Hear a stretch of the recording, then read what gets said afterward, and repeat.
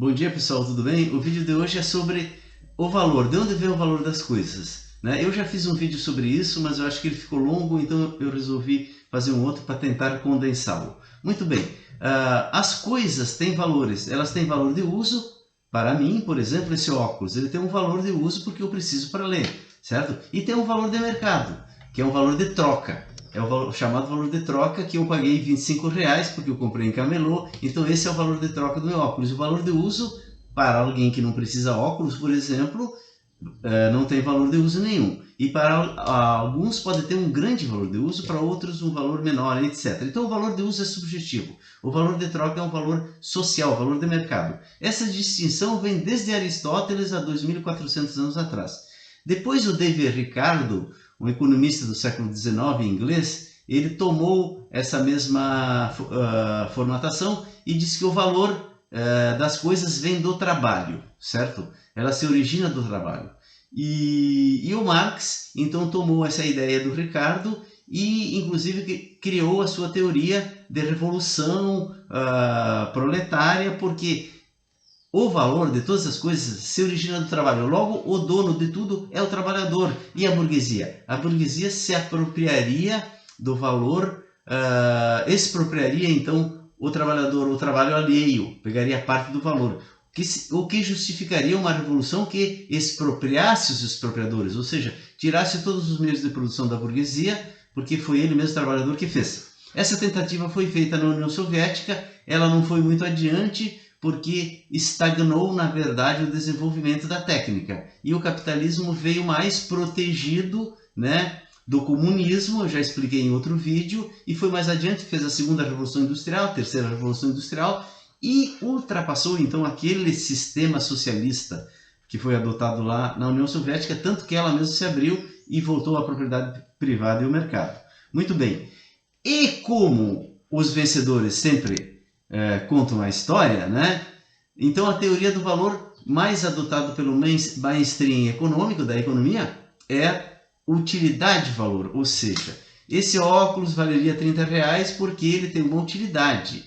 E a teoria utilidade-valor, ela explica algumas coisas que a teoria trabalho-valor, por exemplo, não explica muito bem. Por exemplo, eu posso trabalhar numa coisa, mas ninguém querer comprar, porque não tem gente que valora essa coisa, certo? Então, ela não consegue ser mercadoria. Para que ela seja mercadoria, é preciso que eu baixe os custos dela de tal maneira que a valoração que as pessoas dão para aquilo seja maior ou igual ao custo de produção. E essa teoria da utilidade também, ela justifica o capitalismo, porque quem cria utilidade?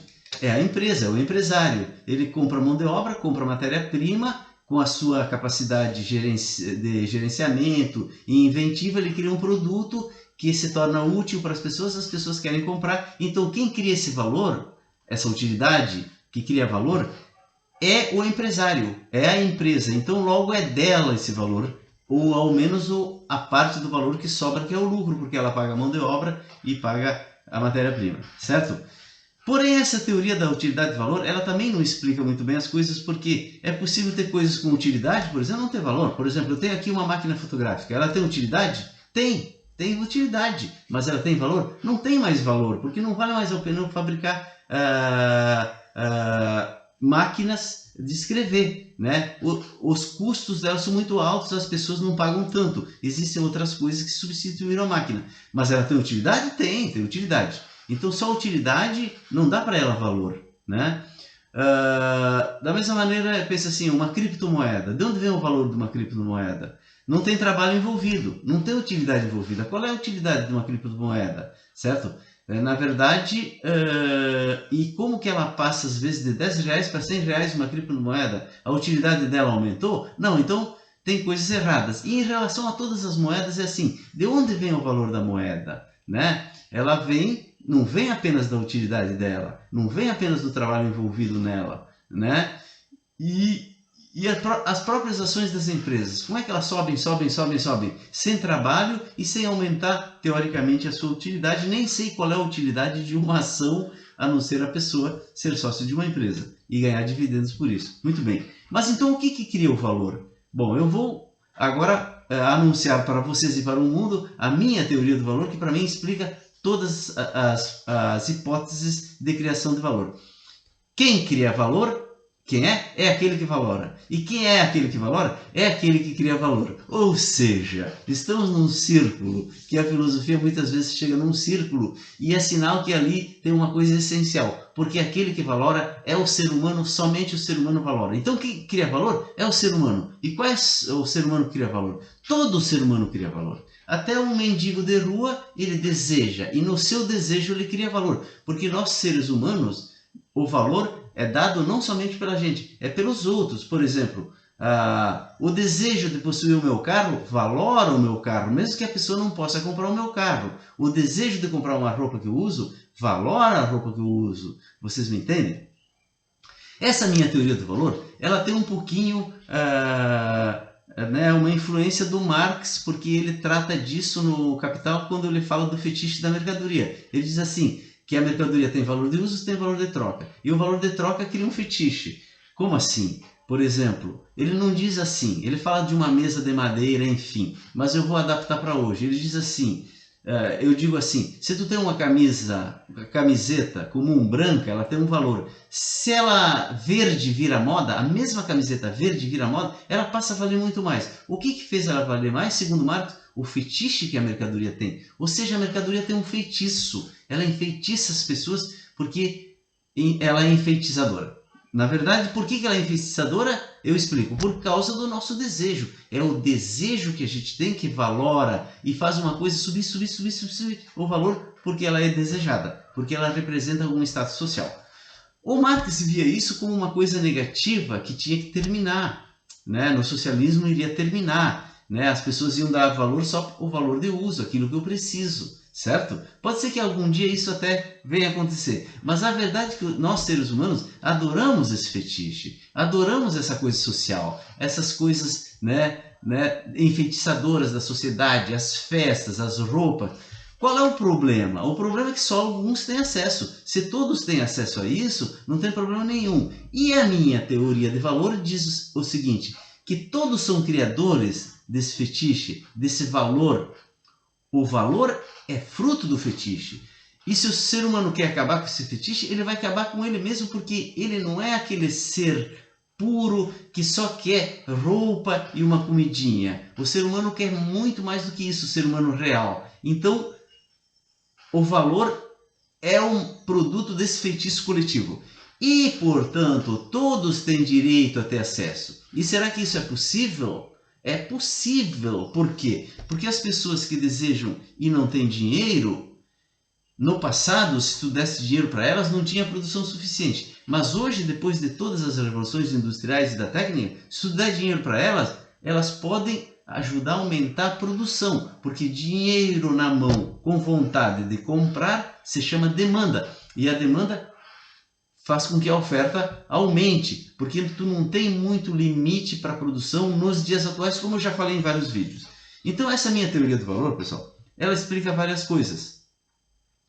E ela, por exemplo, nos permite ver que é possível fazer uma sociedade que alcance esse valor a todos, certo? E que isso não vai ser ruim, vai ser bom, porque as empresas vão crescer, a atividade econômica vai crescer, até chegar num ponto a atender todo mundo de uma forma necessária, digamos assim, e suficiente. E o fetiche? O fetiche vai continuar existindo, porque o fetiche ele não consome recursos naturais. Ele é uma coisa social, uma coisa que vem das relações sociais que a gente tanto gosta, O luxo a gente também gosta, mas o luxo não é necessariamente... O luxo, ele não é material, é um fetiche que tem em cima de uma coisa material. Então ele não vai destruir a natureza, fazer coisas de luxo, certo? Bom, e explica também, por exemplo, coisas assim que podem ajudar a gente até a ganhar dinheiro. Por exemplo, a criptomoeda é uma coisa que cresce por quê? Porque as pessoas desejam. Será que as pessoas vão continuar desejando a criptomoeda? Quase com certeza que sim. Então ela vai continuar crescendo, crescendo, crescendo. Ela não tem lastro. É isso que assusta as pessoas. Porque uma moeda tem lastro. Por exemplo, os Estados Unidos, o lastro dos Estados Unidos, além do ouro do Banco Central dos Estados Unidos, é a economia dos Estados Unidos. Porque se o dólar cair, o que acontece? A gente vai lá e compra todos os Estados Unidos. Então o lastro que segura São os ativos dos Estados Unidos, a credibilidade dos Estados Unidos, certo? E o do Brasil, a mesma coisa. E a criptomoeda? Não tem lastro. Portanto, ela pode virar pó. Não pode? Pode! Pode virar pó. Não vai virar por quê? Porque as pessoas vão continuar desejando. Essa é a minha hipótese. E ela tem uma vantagem que é o seguinte: a moeda que não tem lastro, ela também não tem limites para subir. Porque a moeda que tem lastro, ela tem limites para subir. Por exemplo, se o dólar se valorizar muito, a economia dos Estados Unidos para, porque é mais interessante comprar tudo de fora. Então, quando uma moeda se valoriza demais, prejudica o país. Porque daí acaba com toda a indústria, com toda a atividade do país e ela compra fora, certo? Então ela tem um limite de subida. Já a criptomoeda não tem limite nenhum, ela pode subir indefinidamente. Se vocês resolverem investir em criptomoeda, eu invisto em criptomoeda, mas não é muito. Eu aconselho a não investir muito, porque se ela subir ao longo dos anos, ela vai subir muito, certo? Eu aconselho a investir em Bitcoin, que é o carro-chefe, tá? Não fique nessa confusão de criptomoeda. Vá no Bitcoin e invista um pouco. É um conselho que eu dou. E outro conselho que eu dou também, pessoal, é investir em ações de empresas que pagam dividendos. Porque no longo prazo isso vai ser a tendência de todas as pessoas do mundo. As que não têm dinheiro, o próprio Estado, o próprio poder público pode emitir moeda, comprar ações, e com essas ações na mão do Estado, os dividendos pode ancorar uma política de renda mínima para todos. E aí as pessoas não precisam trabalhar? Não precisam se não quiserem. Não precisam. Por quê? Porque as máquinas vão trabalhar. Vocês me entendem? E a cada dia mais vai se automatizar tudo, sem destruir a natureza, certo? Porque isso é possível fazer. Tá, pessoal? É isso sobre a teoria do valor que eu lanço para o mundo. Espero que vocês gostem e espalhem. Um abraço a todos.